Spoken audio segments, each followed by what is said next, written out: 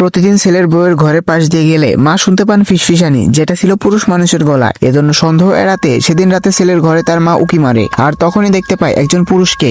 আমার ছেলে তো বহুদিন ধরে শয্যাশায়ী, হাঁটতে পারে না, ঠিকমতো কথাও বলতে পারে না, তাহলে ভেতরে কে? তখন সন্দেহ ধীরে ধীরে বিষের রূপ নেয়। পরদিন সকালে শাশুড়ি দেখেন বউয়ের ঘরে লাল দাগ। এটা দেখে শাশুড়ি তো রেগে আগুন, মশা কামড়েছে একথা বলে বউ পালিয়ে যায়, কিন্তু ভুলে রুমের চাবি নিচে পড়ে যায়। আর সেই চাবি নিয়েই শাশুড়ি তার ঘরের দরজা খুলতে যায়, কিন্তু আচমকা সেখানে বৌমা চলে আসে। কিছুতেই সে তার শাশুড়িকে ঘরে ঢুকতে দেয় না। শাশুড়ি অনেক চেষ্টা করে, কিন্তু বউ মরিয়া হয়ে বাধা দেয়। তখন তাদের চিৎকারের লোকজন জড়ো হয়ে যায়। মা কান্না করতে করতে বলে, এই মেয়ে আমার ছেলেকে মেরে ফেলেছে, সে ঘরে অন্য পুরুষ ঢুকিয়েছে। তখন প্রতিবেশীরাও রেগে আগুন, আর তারা দরজা ভাঙার সিদ্ধান্ত নেই।